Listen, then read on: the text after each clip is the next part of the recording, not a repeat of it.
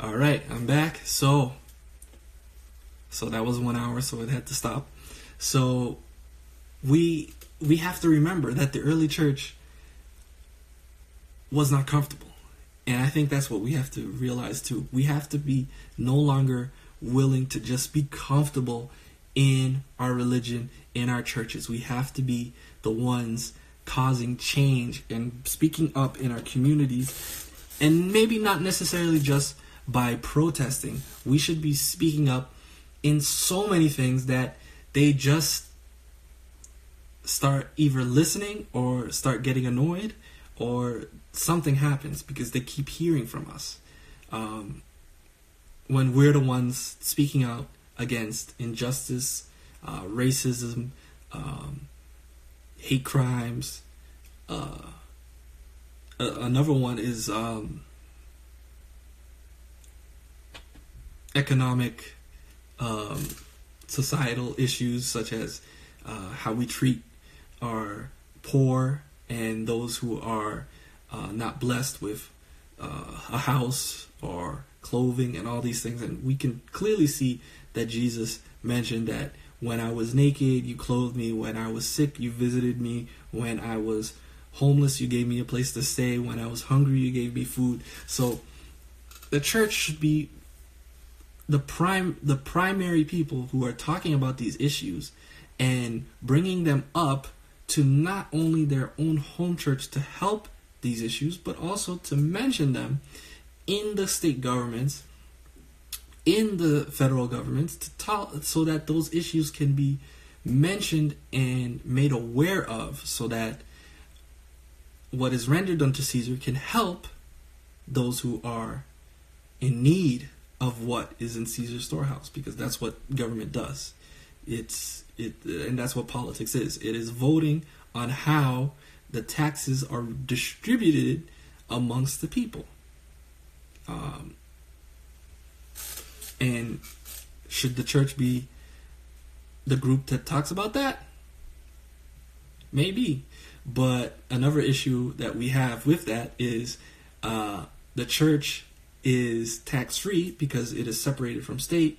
So when they advocate for how taxes should be spent, they see that as a slight because the church is already benefiting from being tax-free.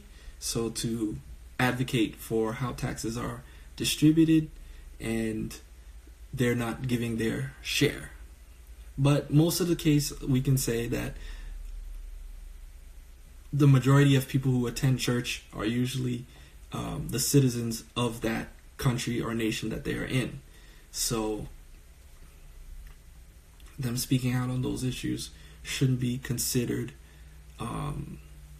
out of the norm or out of the ordinary for doing so. All right. So with that being said, if you guys want to call in and talk about it and feel like there is an issue in your church that you wanted to protest about, or you wanted to speak out about, but you were afraid to do so, or you felt like nothing would change, so you didn't say anything about it, feel free to call in about that and say your piece. If anybody has anything they want to say or comment on that, feel free to do so. All right, so back to these poll questions. Is social justice important to the gospel? 89% said yes. So it was pretty obvious, because we feel that if there is an injustice in society, the church should speak out about it. And Sister White did mention about slavery and these kinds of things. And that brings to another point. Just like Shadrach, Meshach, and Abednego broke the law of the country to keep God's law, should we as Christians keep that in mind, in the fact that when there is something that is legislated that is immoral or wrong, even if it leads to our imprisonment or punishment, should we speak out against it? A good example of that is Martin Luther King, of course, being a man of God, but he was a protester, and he was Adam, he was what we call the visionary of civil rights movement in America.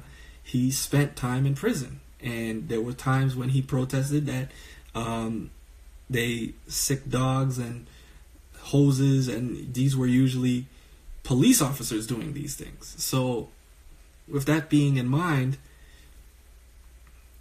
can we as Christians and Seventh-day Adventists see an injustice in the world and go and have a rally in front of a government building and face such kind of retribution for doing so?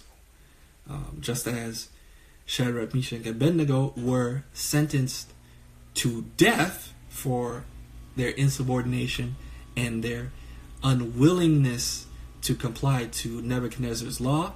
Same thing with Daniel in Daniel chapter 6, where he is sentenced to death via a lion's den for not keeping that decree that King Cyrus had signed for 30 days and praying to the God of Israel. Are we willing to face that same consequence, those same consequences for speaking out against an injustice that we see today? Now, in today's society, we don't have extremes as far as slavery or institutionalized segregation that is clear cut as Jim Crow laws. But is there something that we should be protesting? Is there something in the government that we should be protesting against? Should we be protesting the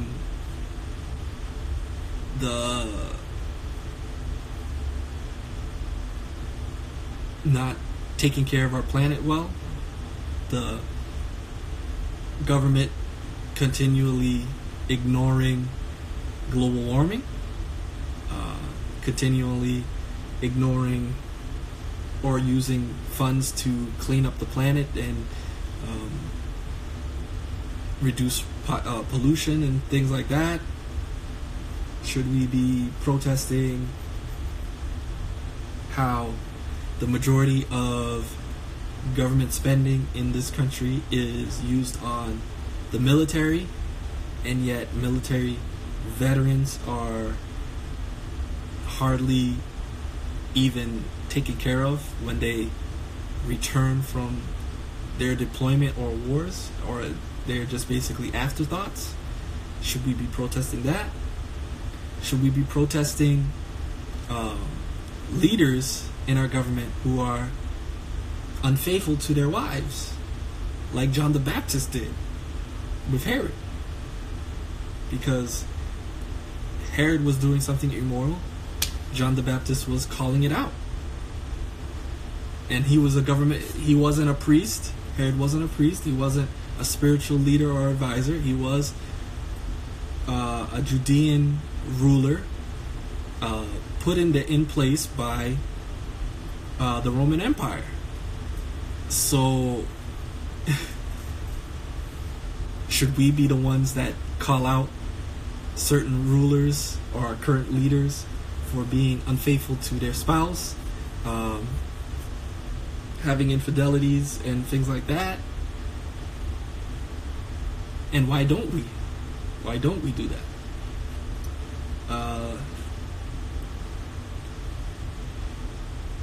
All right. Now, going back to, is it okay to protest your church or denomination? 83% of you guys said yes, that there's no issue with doing so. So I was hoping to see somebody comment or say why they wanted, in what ways would be proper to protest the denomination, and why, and what issues. We know that a lot of them, we've talked about them here at Real People, Real Lives, such as women's ordination. Is that really just seeing, is because, are we using scripture to keep them from ordination, or are we just not willing to do so because it is because we're not willing to do so because it's not been the norm and we haven't seen it being done, so we just decided to just ignore that fact that we're just not going to ordain women. Or another one I'll give is in the early church, when there was clearly a segregation between African Americans and Caucasians, and even in the General Conference in the early Seventh-day Adventist Church, they couldn't even eat together, and sometimes black pastors would have to enter in the back like any other institution that had Jim Crow laws. So that's interesting that we had that, and it got so bad that a young lady died in a hospital because she wasn't being taken care of in a Seventh-day Adventist hospital because she was black, which led to different conferences, what we call now regional conferences. So there's a lot of things that we could have protested even back then, and in a way some did, because was it right for black pastors to be seen as lesser than, or and in that sense, and we can say that that's no longer the case, but we still have regional conferences. So that's interesting. So I wanted to see if anyone wanted to comment or say anything about it, but I think that's about it, and that's all I wanted to say.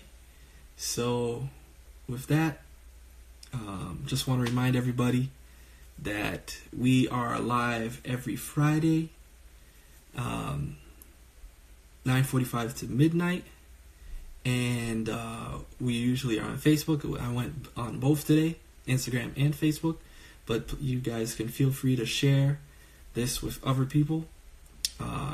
Our Instagram is at RPRL Show. Facebook, same thing. We have a YouTube page that has all our past lives on it, where you can see them and you can watch them in their entirety. We have a Cash App for donations, which is also at RPRL Show. All of those funds are used for the ministry. We are not using it for any other reasons but that, but basically we use them for our weekly flyers, and we also are having a convention at the last weekend of August this year in Orlando. So anything that you can send will be greatly appreciated and very helpful to this ministry, especially if you feel like this ministry is helpful to you, and